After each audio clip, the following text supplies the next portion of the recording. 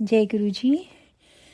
ऋषियों का ब्रह्मा जी के पास जा उनकी स्तुति करके उनसे परम पुरुष के विषय में प्रश्न करना और ब्रह्मा जी का आनंद मग्न हो रुद्र कहकर उत्तर देना।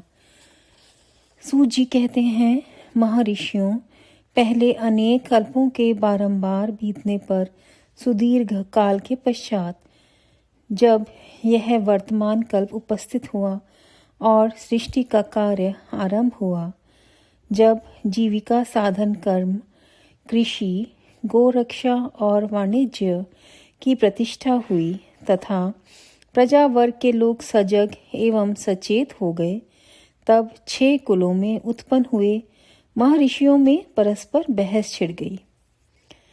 यह पर ब्रह्म है या नहीं, इस प्रकार उनमें महान विवाद होने लगा। किंतु परम तत्व का निरूपण अत्यंत कठिन होने के कारण उस समय वहां कुछ निश्चय न हो सका। तब वे सब लोग जगत सृष्टा अविनाशी ब्रह्मा जी का दर्शन करने के लिए उस स्थान पर गए जहां देवताओं और असुरों के मुख से अपनी स्तुति सुनते हुए भगवान ब्रह्मा विराजमान थे। देवताओं और दानवों से भरे हुए सुंदर रमणीय मेरु शिखर पर जहाँ सिद्ध और चारण परस्पर बातचीत करते हैं, यक्ष और गंधर्व सदा रहते हैं, विहंगों के समुदाय कलरव करते हैं, मणि और मूंगे जिसकी शोभा बढ़ाते हैं, तथा निकुंज, कंदराएं, छोटी गुफाएं और अनेकानेक निर्झर जिसे सुशोभित करते हैं, एक ब्रह्म वन नाम से प्रसिद्ध वन है। उसमें नाना प्रकार के वन्य पशु भरे हुए हैं। उसकी लंबाई 100 योजन और चौड़ाई 10 योजन की है। उसके भीतर एक रमणीय सरोवर है जो सुस्वादु निर्मल जल से भरा रहता है। वहाँ के रमणीय पुष्पित वृक्षों पर मतवाले भौरे छाए रहते हैं।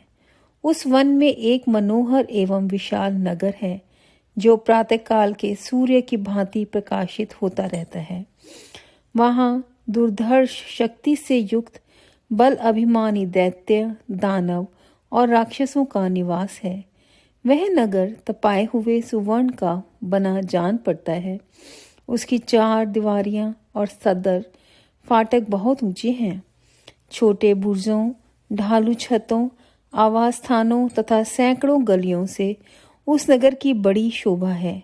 वह विचित्र बहुमूल्य मणियों से आकाश को चूमता सा प्रतीत होता है तथा कई करोड़ विशाल भवनों से अलंकृत है। उस नगर में प्रजापति ब्रह्मा अपने सभासदों के साथ निवास करते हैं। वहां जाकर उन मुनियों ने साक्षात लोक पितामह ब्रह्मा जी को देखा। देव ऋषियों के समुदाय उनकी सेवा में बैठे थे। उनकी अंग कांति शुद्ध सुवर्ण के समान थी। वे सब आभूषणों से विभूषित थे। उनका मुख प्रसन्न था, उससे सौम्य भाव प्रकट होता था। उनके नेत्र कमल दल के समान विशाल थे। दिव्य कांति से संपन्न, दिव्य गंध एवं अनुलेपन से चर्चित, दिव्य श्वेत वस्त्रों से सुशोभित तथा दिव्य मालाओं से विभूषित ब्रह्मा जी के चरणार विंदों की वंदना सुरेंद्र, असुरेंद्र तथा योगेंद्र भी करते थे। जैसे प्रभा दिवाकर की सेवा करती है, उसी प्रकार समस्त शुभ लक्षणों से युक्त साक्षात सरस्वती देवी हाथ में चंवर ले उनकी सेवा कर रही थी। इससे उनकी बड़ी शोभा हो रही थी। ब्रह्मा जी का दर्शन करके उन सभी महर्षियों के मुख और नेत्र खिल उठे। उन्होंने मस्तक पर अंजलि बांधकर उन सुर श्रेष्ठ की स्तुति की। ऋषि बोले, संसार की सृष्टि, पालन और संहार के हेतु 3 रूप धारण करने वाले आप पुराण पुरुष परमात्मा ब्रह्मा को नमस्कार है। प्रकृति जिसका शरीर है, जो प्रकृति में शोभ उत्पन्न करने वाले हैं तथा प्रकृति रूप में 23 विकारों से युक्त होने पर भी जो वास्तव में निर्विकार हैं, उन ब्रह्मदेव को नमस्कार है। ब्रह्मांड जिनकी देह है, तो भी जो ब्रह्मांड के उदर में निवास करते हैं तथा वहाँ रहकर जिनके कार्य और करण सम्यक रूप से सिद्ध होते हैं, उन ब्रह्मा जी को नमस्कार है। जो सर्वलोक स्वरूप तथा समस्त लोकों के सृष्टा हैं, जो संपूर्ण जीवों का शरीर से संयोग और वियोग कराने में हेतु हैं, उन ब्रह्मा जी को नमस्कार है। नाथ पितामह, आपसे ही संपूर्ण जगत की सृष्टि, पालन और संहार होते हैं, तथापि माया से आवृत होने के कारण हम आपको नहीं जानते। सूत जी कहते हैं, उन महाभाग महर्षियों के इस प्रकार स्तुति करने पर ब्रह्मा जी उन मुनियों को आह्लाद प्रदान करते हुए गंभीर वाणी में इस प्रकार बोले। ब्रह्मा जी ने कहा, महान सत्व गुण से संपन्न महाभाग महातेजस्वी महर्षियों, तुम सब लोग एक साथ यहाँ किस लिए आए हो? ब्रह्मा जी के इस प्रकार पूछने पर ब्रह्म वेताओं में श्रेष्ठ उन सभी मुनियों ने हाथ जोड़ विनय भरी वाणी में कहा। मुनि बोले, भगवान, हम लोग अज्ञान के महान अंधकार से आवृत हो खिन्न हो रहे हैं। परस्पर विवाद करते हुए हमें परम तत्व का साक्षात्कार नहीं हो रहा है। आप संपूर्ण जगत के धारण पोषण करने वाले तथा समस्त कारणों के भी कारण हैं। नाथ, यहाँ कोई ऐसी वस्तु नहीं है जो आपको विदित ना हो।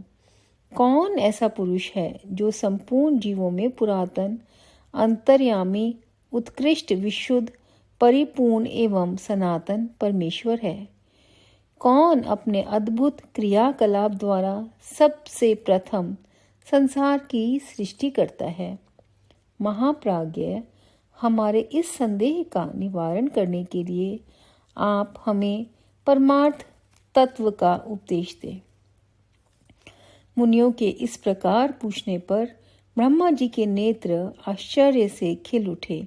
वे देवताओं, दानवों और मुनियों के निकट खड़े हो गए और चिरकाल तक ध्यान मग्न हो रुद्र ऐसा कहते हुए आनंद विभोर हो गए। उनका सारा शरीर पुलकित हो उठा और वे हाथ जोड़कर बोले। यहाँ पर अध्याय 2 वायवीय संहिता का संपूर्ण होता है। संगत जी, गुरु जी का बहुत बहुत शुक्राना कि उन्होंने ये पाठ कराया। आपका सब संगत का बहुत शुक्राना।